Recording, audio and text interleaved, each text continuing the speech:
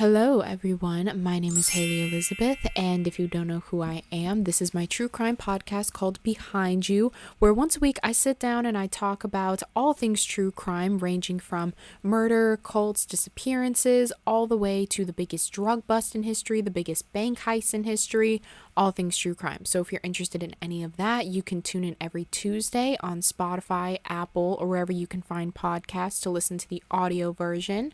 Or you can head over to my YouTube channel, Hailey Elizabeth, every Wednesday and watch the visual version. If you are watching the visual version, I know I said last time that I was gonna figure something out. I do have decorations, I just haven't put them up yet. They are fall decorations. I'm sorry. Once it hits August, it's fall. I don't care if it's 80 degrees, it's fall. I'm putting up pumpkins, I'm whipping out my docks. It's fall time. But in today's case, we are going to be talking about the case of Lee Harvey, and there is a lot to get through, so let's just hop right into it. On December 1st of 1996, Tracy Andrews and her fiance Lee Harvey were driving home from a night out drinking. On their way home, they encountered a road rage incident involving a black Ford Sierra, to which continued to pursue Andrew and Lee's car all the way home, flashing their brights, driving really close to their back, until eventually Lee and Tracy decided to pull over.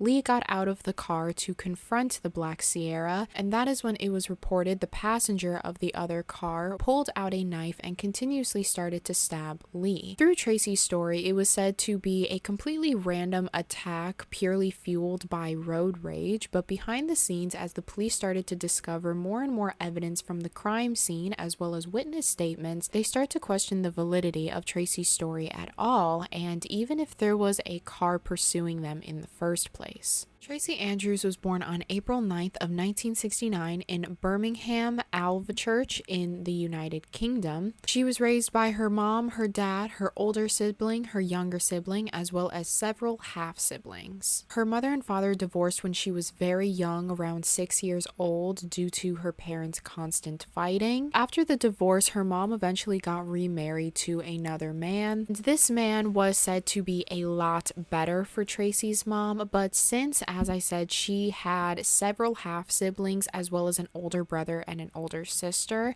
Tracy did not receive that much attention as a kid just because there was a lot of kids in the house all the time. Due to this, as she got older, around her teenage years, that is when she decided to pursue modeling, and it was always her biggest dream to become a famous model. She was getting a couple of photo shoots, a couple of test shots, she was getting her headshots done, and she even left school at 17 years old in order to pursue modeling. In 1990, at the age of 21, that is when she grew pregnant with her daughter Carla. The relationship with Carla's father only lasted around a year. The father, or Tracy's partner at the time, would later go on to say that during the relationship, Tracy was very toxic. She was very explosive. He explained that Tracy had a temper and always wanted things to be about her or with her. He couldn't ever go out with his friends without her, and she would get jealous very easily if even a simple female co-worker was speaking to him. She also grew very possessive over him, and he even speculates that Tracy possibly got pregnant as a way to trap him, because if he was always at home with the baby, then he would always be at home with Tracy, and this was a way for her to keep tabs on him all the time to make sure that he's not doing anything he's not supposed to. But the couple did eventually break up after a year, and they decided to do co-parenting. So on the weekends, Carla would stay with her father, and during the week she would stay with Tracy. Then in 1994, at 25 years old, she was living in a council flat. They're basically apartments or flats, as they're called in the UK, provided by local government, and the rent at council flats are fairly very low, and they're usually sold to people who have a low income. It was at this council flat where she lived with her daughter Carla, and she worked a part-time job as a barmaid, which is another UK term for a female bartender. And she worked at this bar and grill called the Red Lion in Alvechurch. And that same year, at 25 years old, in October of 1994, that is when Tracy and her friends decided to go out for a night out at a place called Ritzy's nightclub in Birmingham, Birmingham, and it was at this nightclub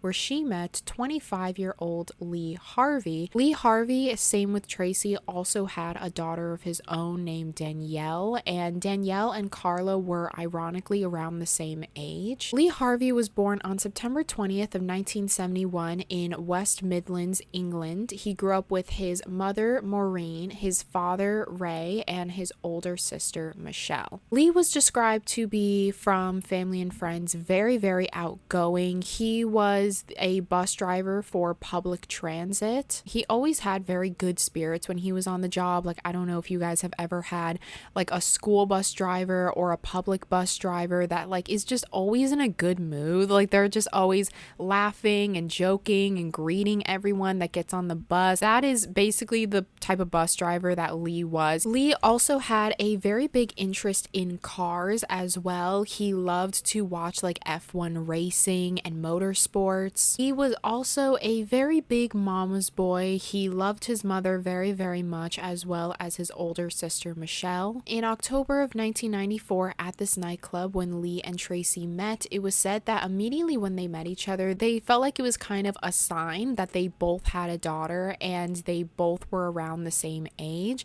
because that means possibly their daughters could grow up together like sisters. And the couple moved quite quickly in their relationship. Only 3 months after knowing each other, that is when Lee moved in with Tracy. As I said, with Tracy's previous relationship, her partner said that she was very explosive, she had anger problems, and that is exactly what happened in this relationship as well. Tracy was very fiery in this relationship, and since she was very angry, it kind of made Lee angry as well. It was said that the both of them were very possessive and they would easily get jealous of one another, and as I said, every time Tracy would get super angry, Lee would also get super angry, so this would lead to constant fighting all the time, sometimes with both of the girls in the household. And Danielle goes on to say that she remembers this one instance, saying, quote, "I remember being at Tracy's one night and hearing them shouting at each other. Carla and I were in her bedroom watching a video as the shouting got louder.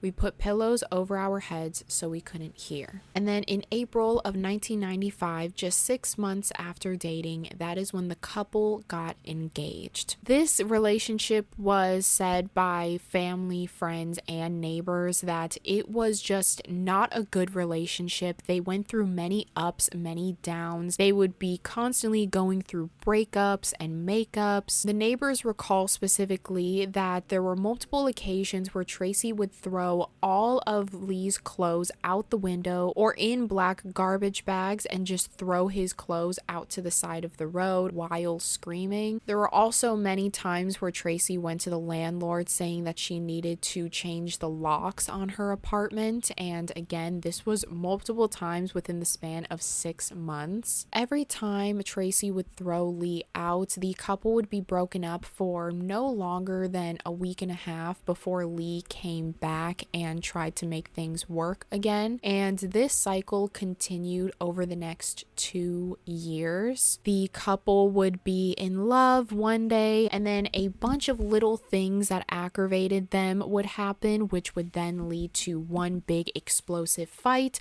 That one big explosive fight would either lead to Tracy kicking out Lee, throwing his clothes to the curb, or just breaking it off in general. But then Lee would later return, they would make up and then break up, and then the cycle just continued. It was said that in the relationship, Lee was definitely the peacemaker of the situations. Tracy never apologized for anything that she did, but Lee just felt so bad, and so he would start apologizing for things that weren't even his fault. He just felt like he was the one who always had to apologize in every fight, and he would always come back to her after every fight. And he would also try to calm down Tracy if he realized that if they were in public or something and she was going to be causing a scene. So it seemed like Lee was definitely the more calmer one of the situation. He was the one that kind of tried to bring things down, but of course, naturally, if someone is yelling at you, you're going to want to yell back, or if someone's mad at you, you're going to get mad back, and that's kind of how the relationship went for an entire 2 years. So now that you know how the couple met and their relationship at the time time of December 1st when Tracy says that there was a mysterious car following them home. This is when Tracy went to the police station, and this was Tracy's line of events of how that night went. Tracy and Lee had been arguing all day long, going back and forth and bickering, and that is when Lee suggested that they would go out to a bar, have a couple of drinks, be around some people and just try to relax from all of this. So they went out to the bar, and then after the bar, Lee was driving, and that is when they were involved in a road rage incident between Lee and another man in a dark Ford Sierra that started following them home. Tracy said that this car was being an absolute wreck the entire ride home. They were like right on their bumper. They kept on flashing their brights at them. They were honking at them, just being an absolute disruption. And then Lee eventually just got fed up, so he pulled to the side of the road. He got out of the car to confront the driver. Tracy just stayed in the car. It was said that at this point, Lee and this driver were having a big altercation. That is when the passenger of the other car stepped out of the car and started to attack Lee. Tracy said that since she was in the car, she couldn't really see what was going on. Tracy sees this from the rear view mirror, and she tells investigators, quote, "I'm not the kind of girl to sit there and watch my man get attacked." She gets out of the car to try to defend Lee. While she's trying to defend Lee, the passenger of the other car looks at Tracy and slaps her in the face. He continues to fight off Tracy while he's also hurting Lee, and at one point the passenger had gotten a really big hit on Tracy to the point where she was going in and out of consciousness. She says that from this point forward, she can't really remember what was going on because things were a little foggy, but all she does remember is that when she finally came to, she woke up in front of Lee's car and the other car was gone, and Lee was laying right next to her with blood all over him. So she went over to him and tried to cradle him and wake him up, and this whole altercation was happening in front of an Airbnb called Keeper's Cottage. So since it was so loud, the man who owns Keeper's Cottage came out. He comes out of the house, he goes to the end of the driveway, he sees what's going on, and that's when he calls the police. When the police show up, they find Lee's car, Lee's body, and Tracy inside of Keeper's Cottage being taken care of by the staff there. But unfortunately, when the police and ambulance got there, it was indeed too late, and 25-year-old Lee Harvey was confirmed dead at the scene. The police on site started to take a bunch of notes while they were investigating the scene, and they noted that the cart was neatly parked. It didn't seem like Lee was in a hurry or anything. Usually you just kind of swipe to the side of the road if you're mad or in a hurry,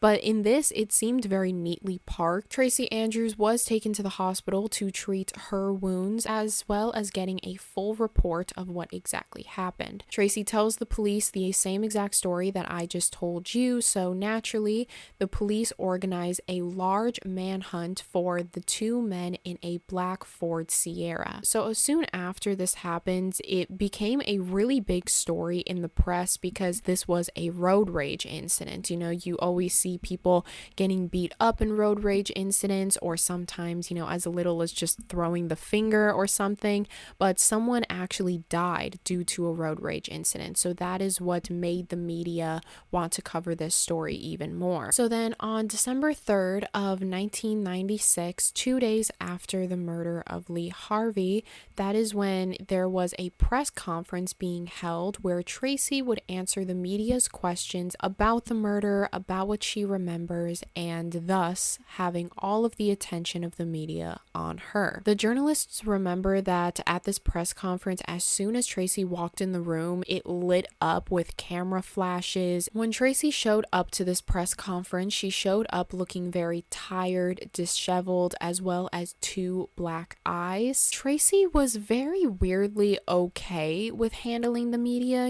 like usually if you see your love of your life getting murdered 2 days prior, you wouldn't even want to talk to a large group of the media or have someone talk for you. But Tracy ended up talking at this press conference for hours. Like, she didn't deliver a statement. She basically just answered any questions people had. She even answered more questions from the media than she was answering from the police. The police were standing right next to her, throughout this entire conference, and they noticed that there were a lot of very, big details that Tracy was just openly telling to the media that she hadn't even told the police. As I said, Tracy talked on this panel for a very long time. Like, she just talked and talked and talked. And there's also one point in the press conference where she's talking about the driver of the other car, and she says, quote, "Whoever this person is that was with you, you obviously know him, but he's ruined my life.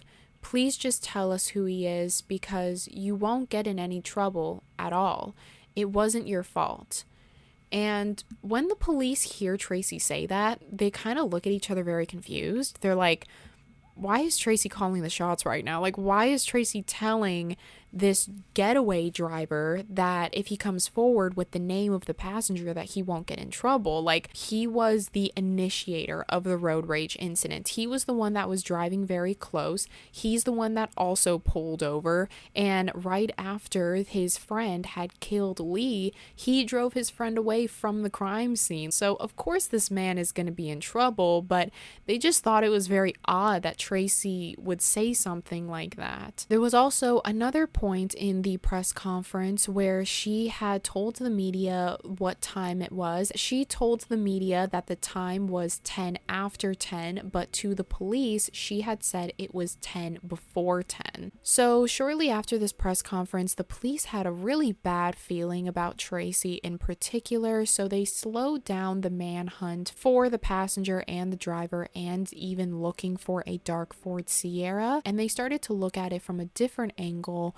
where Tracy could have done all of this. Later on that day, the autopsy had came out, and the autopsy showed that Lee was stabbed with what seemed to be a penknife 42 times in the throat, his back, his front, his neck, and very repeatedly and rapidly. 42 stabs that usually would take a very long time. Your arm would start to get tired, you would go very slowly. But in this situation, what it looked like was it was very quick and very rapid, sort of like a hammer hammering a nail into a wall. The medical examiners also pointed out that this attack looked very motivated and passionate. It didn't seem like something that could be done out of a simple moment of anger. They also found in Lee's hand 80 to 100 strands of Tracy's hair, as if Lee was trying to defend himself against Tracy. When Tracy was asked about this, though, she claimed that when she came to and she was cradling Lee, he attempted at grabbing onto her hair as a way to pull himself up. So that's basically her reasoning of why there were so many strands of hair found in his hands. They got one witness statement from a teenage girl that lived across the street, and she said that it was winter time, so the windows were closed, but she could distinctively hear at that time of night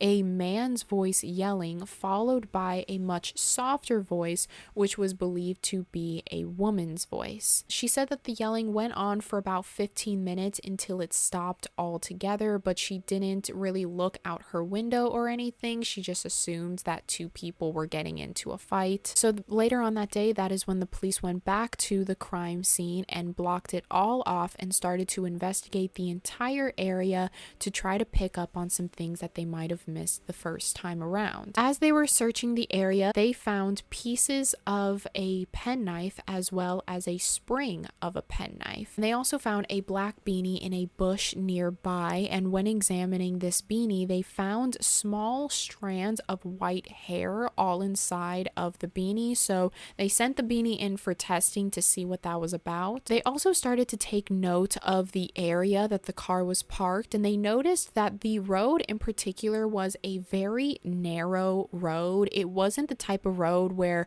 two cars side by side could fit through. There was no concerning tire marks anywhere around the area, and they're assuming that if Lee had parked in front of Keeper's cottage and this black car had parked behind them, that black car would then have to go around Lee's car in order to drive off, and there would just be no way for the car to do that without its tire hitting the grass or the dirt or even the snow because of how narrow this road was. And so the beanie eventually came back from testing, and they found that it was positive for white cat hair, and ironically Tracy actually had a black and white cat, so they took some of the cat hair from her cat and sent it in for testing, and they found an exact match to the white hair that was found on the beanie and the white cat hair,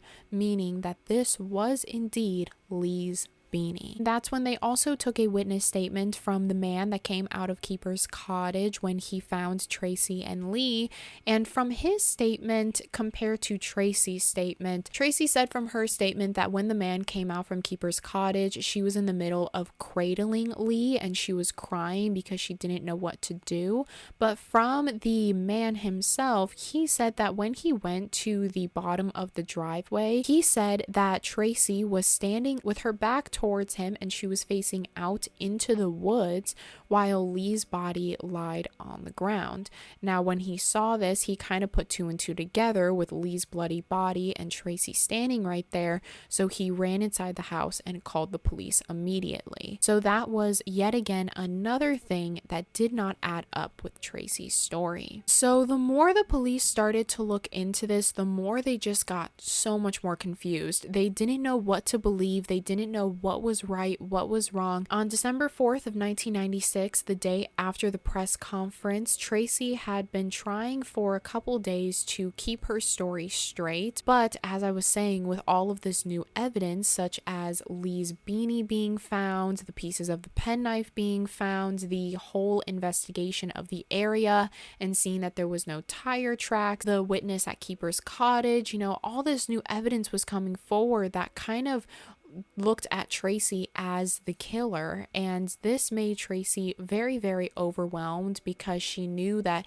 she couldn't keep up with all of her lies and make it align with all of this new evidence that was being presented. So that day, that is when Tracy had attempted to take her own life through an overdose, but she had survived. That same exact day, however, two really big witnesses came forward claiming to have seen Lee's white Ford Escort on the night of the murder. They said that they saw the car in the papers and they distinctly remember seeing that car on that specific night, and they actually saw the car as it was turning on the road of Keeper's cottage.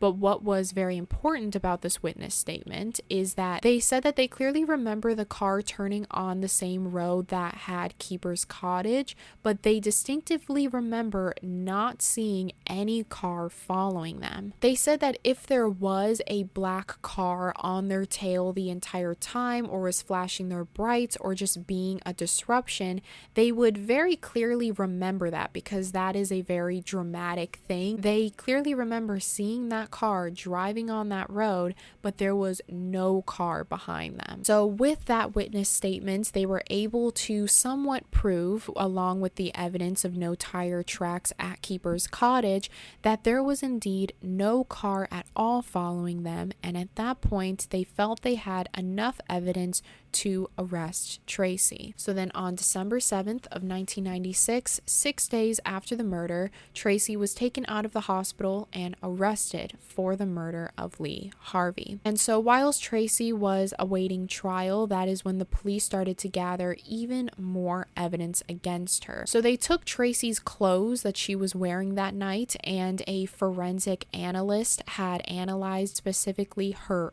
boots. After examining her leather boots, they noticed that on her left boot there was a small and rounded poke on it, kind of like a stab in the leather, and it had the same exact shape as what would be found on a penknife. From what they could tell through this is that since the puncture of the leather was very deep, they assumed that this knife had been in her boot for a very long time, thus making this a premeditated crime. So then on July 1st of 1987, that was the very first day of Tracy's trial, and when Tracy showed up to her trial, she was bombarded with the media and the press with all of these flashing cameras and reporters because, as I said, this was a very big case, and it's so weird to watch. If you watch the footage of her walking to the courthouse before she has this trial, she was sort of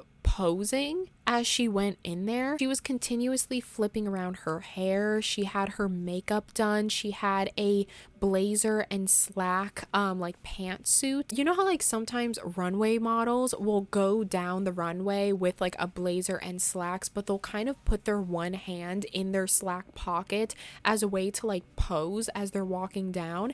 That is exactly what Tracy was doing all the way up there. Like, she had her one hand in her one pocket. She was legit like posing for the cameras as she went up there to try to defend herself against a murder charge. So on the first day of trial, that is when the police had brought in new evidence that they had found while she was awaiting trial, and that included the clothing she was wearing that night. They brought the actual clothing to the courtroom to physically show the jury and everyone watching exactly what they were looking at. They pulled out her orange turtleneck sweater that she was wearing the night of the murder, and they were specifically pointing at the top of her turtleneck. They noted that with the amount of blood that was found on Lee, if Tracy were to have been cradling him, she would have had blood all over her sweater.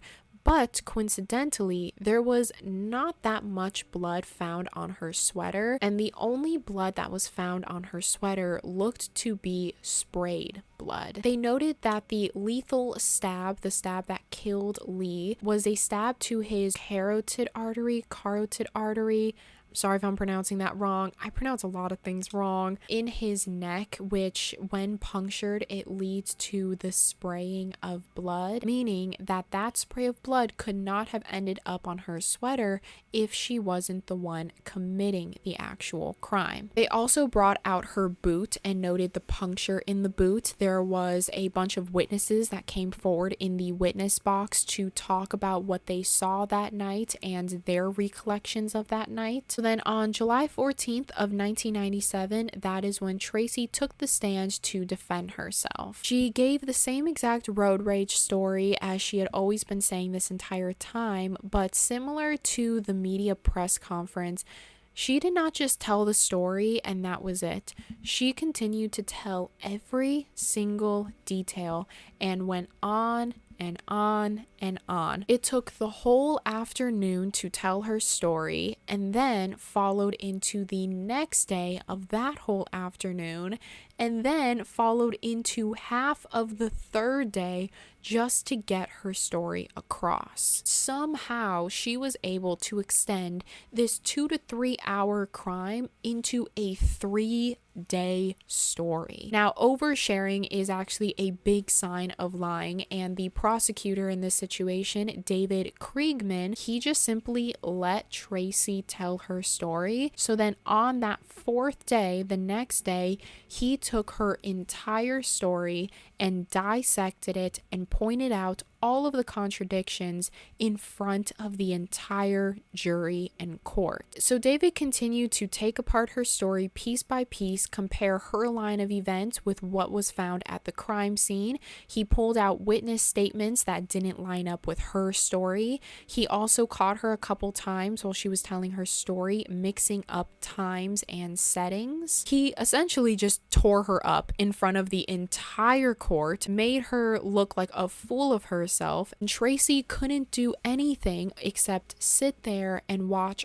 all of her mistakes being presented in front of her in the entire court. As I said, Tracy was typically the type of person to have a long story for every single question, but every time David asked her, well, how can you explain this? Can you explain that? Why did you say this but then say that?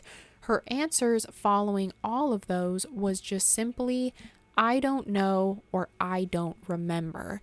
And this was the very first time that Tracy had not remembered anything or that she didn't know anything. As I said, she usually took a question and made it into a 5-page essay. So the fact that she was saying I don't know or I don't remember clearly showed that Tracy was starting to get very nervous. And on July 29th of 1997, that is when the jury had came to a verdict and found Tracy Andrews guilty for the murder of Lee Harvey and was sentenced to life in prison with a minimum of 14 years. The court said that after she received her sentencing, she just shook her head once in a no movement, but she showed absolutely no emotion, no tears, no remorse. The only time she did show tears is when she had to say goodbye to her family before going into the police car and heading off to prison. As far as the aftermath of all of this, in April of 1999, after 2 years in prison,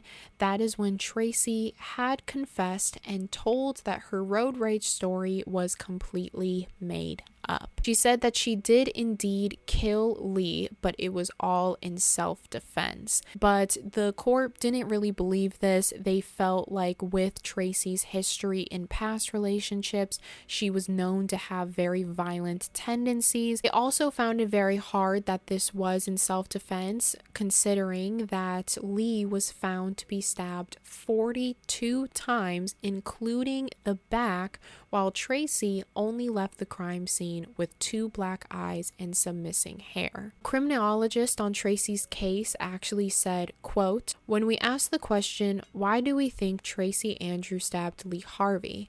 It was because she felt that Lee was hers and he was her possession. This wasn't a relationship that was about love. It was a relationship that was about control and ownership. And in ending someone's life, you are completely possessing them. And that was what was going on that evening when she chose to take Lee's life." Quite recently, and unfortunately, in 2011, after Tracy had served her minimum 14 years for the stabbing of her fiance Lee Harvey 42 times, as well as lying about it constantly on the stand to police, to media, she was released from prison and back out into society at just 42 years old. And the most recent thing I could find about Tracy was in 2017. There were a lot of photos taken of her just out and about, and it's actually quite infuriating. Expensive boat rides with her new husband, Paul Goldsworthy. As far as today, she is now 53 years old and has been spotted shopping, wearing nice clothing, getting her hair done frequently, partying with friends, and just simply living her life amongst you and I as if nothing happened. In my head, I thought lying on the stand was like a huge no, like you cannot do that. But apparently you can, because this lady is literally just out and about in Birmingham. Lee was so young. Lee was 25 years old. Lee had a daughter. That daughter now has to grow up without a father. Lee had his entire life ahead of him, and she took the life of that man. And now she is, getting her hair done, going shopping, like living her luxurious life as if that never happened. But the daughter of Lee Harvey, Danielle, and the daughter of Tracy, Carla, as I said, growing up, they were kind of sisters to one another, and even to this day, they are still very, very close friends, and they actually rekindled their relationship back in 2010, where they found out they were both pregnant, and they were due like a couple weeks away from each other. And so as far as today, in 2022, Carla and Danielle are both married and with kids. Danielle says in an interview, quote, "It's obviously really hard for her," talking about Carla, because her mom killed my dad. But whenever we message each other, we sign off with a kiss. I don't blame her for my dad's death. It was her mom's fault, not Carla's. What Tracy did devastated both of our lives. I lost my dad, but Carla lost her mom. We were both only 5 when her mom was jailed. Now, I hope the future can be better than the past. Who knows? Maybe our new babies may even grow up being a part of each other's lives. Now that would really be a happy ending. That is the end of today's story. If you guys found today's story interesting, make sure to give it a thumbs up if you're watching on YouTube. But if you're watching on Spotify or Apple, make sure to rate it 5 stars because it really helps me out a lot. And if you want to follow me on any of my socials, like my Instagram, that will be linked down below in the description of the YouTube video, as well as my P.O. box if you would like to send me anything. If you're watching the visual version, hopefully I'll have something really cool up here for you to look at. Hopefully it won't look like a mess. But that's okay because that's basically my channel. Actually pretty on brand. I'm not going to change it. I hope you guys have a wonderful rest of your day. Make sure to be safe out there. Drink some water. Give someone a really big hug today, you know? Even if that person is yourself.